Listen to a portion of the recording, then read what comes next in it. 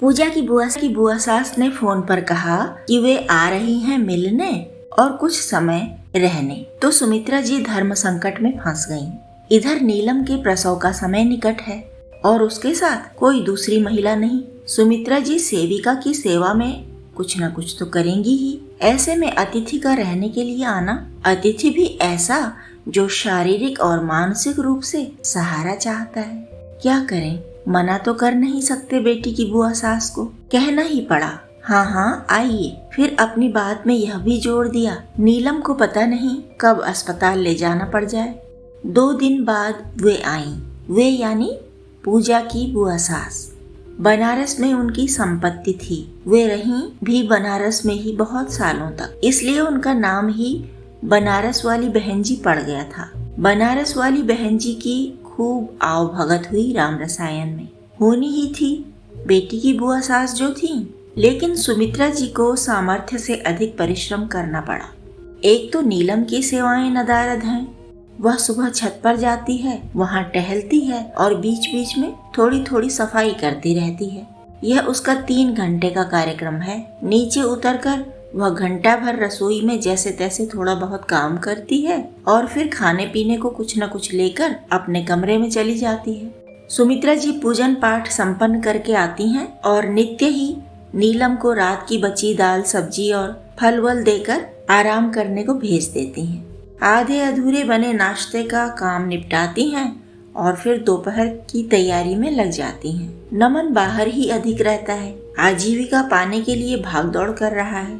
आरती नौकरी लगने के बाद पहल हर शनिवार को आ जाती थी कौटिल्य नगर से, लेकिन अब एक शनिवार छोड़कर दूसरे को आती है। एक छुट्टी वह अपने घर को संवारने और वहां जान पहचान बढ़ाने में उपयोग करती है।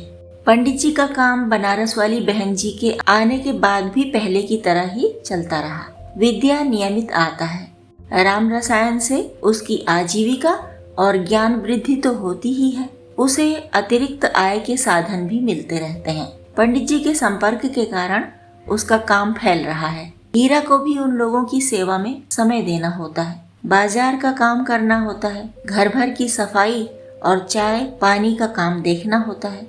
रसोई का भी अधिकतर काम वह करता ही है। दिन भर के लिए एक बार में ही आटा गूंथ देता है। रसोई की सफाई दिन में 4-5 बार कर देता है। रोटी पराठा बना लेता है, दाल सब्जी बना देता है। फिर भी सुमित्रा जी के लिए कम काम नहीं। हीरा को कब किधर दौड़ना पड़ जाए, सुमित्रा जी सतर्क रहती हैं। हीरा के लिए काम का ढेर कभी नहीं लगने देती। दाल चावल गेहूं चुनना हो, सब्जी काटना हो तो वे बनारस वाली बहन जी के पास बैठकर ही काम करती। नाश्ता खाना चाय सब उनके साथ ही करती। कभी उनके सिर में तेल लगाती, कंघी चोटी कर देती, कभी उनके हाथ पैर दबाती, मालिश करती, कभी व्यंजन बनाती रहती उनकी पसंद के, कभी उनके लिए कोई घरेलू दवा तैयार करती। कभी अधिक देर का कोई काम करना हो तो नीलम को उनकी सेवा में पास बिठा देती। जब तब बनारस वाली बहन जी को अपने पति और पुत्र याद आ जाते। 30 साल की आयु में वैधव्य पाकर 50 साल की उम्र तक उन्होंने बहुत कड़ा परिश्रम किया। गांव की बड़े फैलाव वाली खेती संभाली, बेटे को पढ़ाया, कोई कमी नहीं होने दी उसे। लेकिन विधि ने कुछ और ही कर दिया। पिता की तरह ही बेटा भी भरी जवानी में चल बसा। अब उन्हें याद करने के अलावा क्या करें बेचारी। गांव की खेती दूसरों को सौंप दी। अपने परिश्रम से जितना उपज पाती थी उसका चौथाई भी मुश्किल से मिलता है। अब उन्हें परवाह भी नहीं उसकी, जो जितना दे देता है ले लेती हैं, पलटकर पूछताछ भी नहीं करती। अकेले पेट को चाहिए ही कितना। जहाँ जाती हैं बोरी भर सामान ले जाती हैं, दाल चावल मसाले जो भी होता है। जहाँ जाती हैं वहाँ से महीना 2 महीना बाद ही गांव लौटती हैं। काटता है उन्हें गांव। अतीत का परिश्रम मुंह चढ़ाता है। सारी संपन्नता जैसे उनकी हंसी उड़ाती है। क्या करें बेचारी। राम रसायन में राहत पाने आई हैं। अपनी अपनी ओर से सभी सहयोग कर रहे हैं।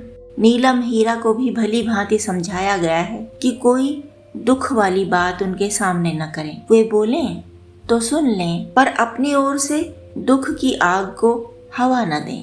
सब अपने अपने काम में लगे रहते और अतिथि के सत्कार में भी कोई कसर न छोड़ते। आधी रात को नीलम के दर्द शुरू हुए। उसे हॉस्पिटल ले जाना पड़ा। पंडित जी ने खुद कार ड्राइव की। साथ में सुमित्रा जी भी गईं और हीरा भी।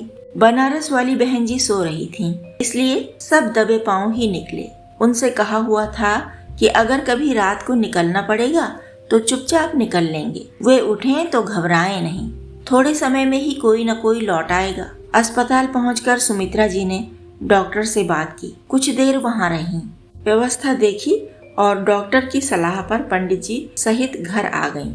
सुबह वे नहा रही थीं, तभी हीरा ने बेटा होने का समाचार लैंडलाइन पर दिया। सुमित्रा जी उस नए अतिथि की माँ के लिए खाद्य और पेय बनाने में जुट गईं। विद्या आया तो पहला काम उसे हॉस्पिटल सामान पहुंचाने का ही दिया गया। वह लौटकर आया तो पंडित जी बोले, विद्या मुझे लगता है 1-2 सप्ताह के सब कार्यक्रम स्थगित कर दिए जाएं।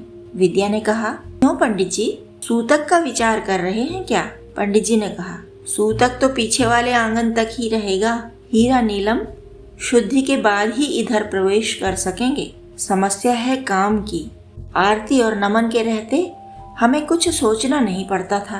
कई बार हीरा नीलम गांव गए तो हमें कोई कठिनाई नहीं हुई।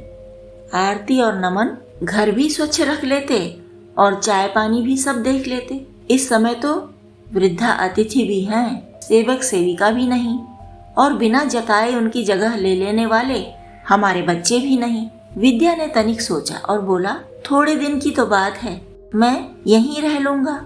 समय मिलेगा तो बीच बीच में कभी चला जाऊंगा घर।